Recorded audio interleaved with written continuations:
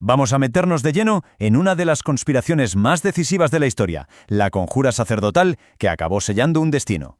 Todo empieza muy cerca de Jerusalén, en Betania. Y no empieza con un susurro, no, empieza con un estruendo. La noticia de que Lázaro ha vuelto a la vida corre como la pólvora y llega a la capital. Y ojo, que no es un simple rumor, es un hecho, un acontecimiento que va a hacer temblar los mismos cimientos del poder religioso. Y claro, un hecho tan potente provoca dos reacciones, pero totalmente opuestas. Por un lado, está la gente de a pie. Muchos lo vieron con sus propios ojos. Para ellos es la prueba definitiva. Jesús tiene que ser el Mesías. Pero, ¿y para la élite religiosa? Para los que mandan en el Sanedrín. Para ellos, este mismo milagro es la amenaza final. Es la línea roja que no estaban dispuestos a que nadie cruzara. Y es que no hablamos de una prueba cualquiera. Para ellos esto era irrefutable. A ver, pensemos en la escena. Esto no pasa en un rincón oscuro. No.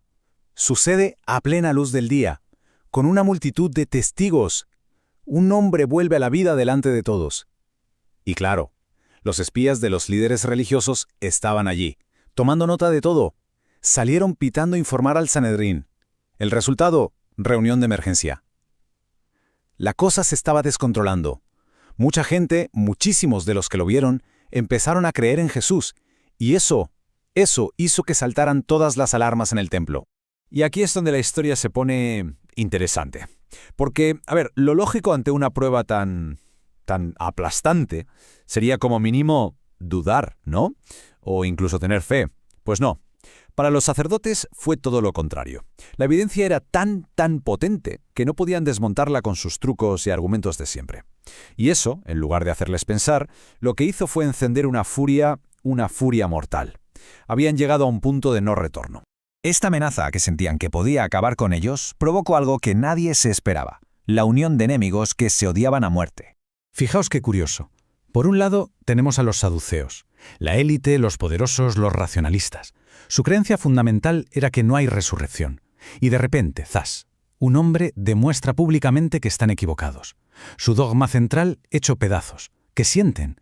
Pánico, alarma total. Y por el otro lado, los fariseos. Llevaban ya mucho tiempo, con la mosca detrás de la oreja. Jesús les había sacado los colores, había expuesto su hipocresía una y otra vez. Y este milagro, para ellos, es la gota que colma el vaso. El resentimiento que tenían se transforma en pura rabia. Pero que nadie piense que esto surgió de la nada. La campaña de los fariseos para silenciarlo ya venía de lejos, y no había hecho más que aumentar. Empezaron con acusaciones más leves, como que violaba el sábado. Luego pasaron a buscar alianzas políticas, hablar con los herodianos para ver cómo quitárselo de en medio. Incluso intentaron poner a los romanos en su contra, acusándolo de agitador. Cuando eso no funcionó, probaron la violencia, intentaron apedrearlo varias veces. Y su último cartucho fue el aislamiento social. Cualquiera que confesara su fe en él, expulsado de la sinagoga. Así, sin más. Y con este panorama llegamos al momento clave. La reunión del Sanedrín, el Consejo Supremo.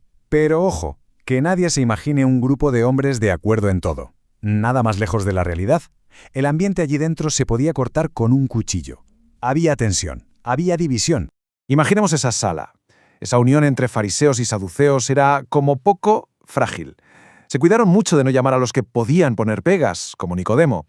Por un lado, tenían un miedo atroz a lo que pudiera hacer el pueblo, pero su principal preocupación, seamos sinceros, era mucho más terrenal. Si la gente se rebela, vendrán los romanos y nos quitarán el poder, así de simple.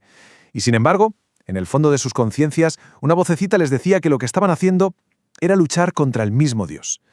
Y en medio de todo ese lío, de ese bloqueo, una figura da un paso al frente. Alguien que va a tomar las riendas y a cambiarlo todo. La pregunta que está en la cabeza de todos es esa. Pero bueno, ¿qué hacemos?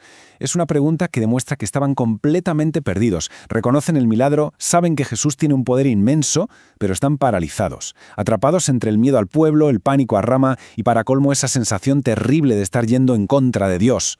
Y es entonces cuando se pone en pie Caifás, el sumo sacerdote. Y este no era un hombre cualquiera. Era orgulloso, cruel, intolerante, un déspota. Un político de los que saben jugar sus cartas, ocultando su ambición con una capa de supuesta justicia. Para él, el objetivo era uno y muy claro. La influencia de Jesús tenía que desaparecer, costara lo que costara. Y con una sola frase, Caifás zanja toda la discusión. Es una lógica brutal, fría, pragmática. Lo que propone no es un asesinato, no. Lo presenta como un sacrificio necesario por el bien mayor, para salvar a la nación. Y en el fondo era la solución que todos en esa sala aterrados querían oír. Pero vamos a analizar esa lógica un momento. Lo que él dice en voz alta suena muy patriótico. Salvemos a la nación de los romanos. Pero, ¿cuál es el motivo real? Salvar su propio poder, su autoridad. Dice que es por el bien del pueblo, pero en realidad lo que quiere es aplastar a quien le hace sombra. Lo viste de sacrificio necesario, pero la idea de fondo es puramente pagana. Justificar un asesinato político con la excusa de un sacrificio humano. El efecto de las palabras de Caifás es fulminante. Se acabaron las dudas, se acabó el debate. La sentencia de muerte está dictada. El proceso mental que siguen es tremendo. Fijaos, primero sienten esa convicción de que lo de Jesús es de Dios, pero, acto seguido, el orgullo herido y todos los agravios pasados resurgen con fuerza. Y el miedo, el pánico a perder su estatus, su poder, lo anula todo. Ahoga a la razón, la conciencia, todo. La propuesta de Caifás aparece como la única salida, la única solución posible, y se aferran a ella. La decisión, al final, es unánime: la muerte. Pero quizá lo más terrible es el nivel de autoengaño al que llegan. Ellos no se ven a sí mismos como unos conspiradores, ni mucho menos como asesinos, no. Están totalmente convencidos de que son patriotas, de que están haciendo lo correcto para salvar a la nación. Es la justificación perfecta para poder dormir por las noches. Una vez tomada la decisión en el Consejo, las cosas cambian. A partir de ahora, todo va a estar marcado por la cautela y por un intento de controlar los tiempos. Porque, aunque la sentencia ya está dictada, no la ejecutan de inmediato. ¿Por qué?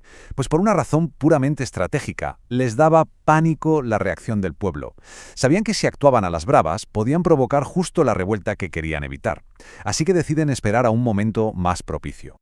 Y mientras tanto, Jesús, que sabe perfectamente lo que han tramado y la decisión que han tomado, ¿qué hace? Se retira con sus discípulos. Pero no es una huida por miedo, para nada. Es una decisión consciente para no acelerar la crisis. Es una forma de demostrar que hasta el final es Él quien controla los tiempos, quien decide cuándo y cómo. Todo este episodio en realidad es un resumen perfecto de la gran tragedia de su ministerio. Piensa en ello. 3 años dedicados a hacer el bien, a sanar, a consolar. ¿Y cuál es la respuesta? Ser expulsado de Belén, rechazado en Nazaret y finalmente condenado en Jerusalén. Pudo sanar a los enfermos, calmar tempestades, incluso vencer a la muerte, pero fue incapaz de llegar a unos corazones que estaban completamente cegados por el prejuicio y el odio. Al final, fue expulsado por la misma gente a la que intentaba salvar. Y esto nos deja con una reflexión final.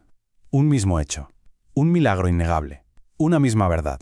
Y, sin embargo, provoca 2 reacciones totalmente opuestas. Para unos, es la prueba definitiva que les abre las puertas a la fe. Para otros, es la amenaza que los empuja a conspirar y a matar. Y la pregunta es inevitable, ¿no? ¿Cómo es posible que la misma verdad libere a unos y a la vez lleve a otros a la más oscura de las conspiraciones?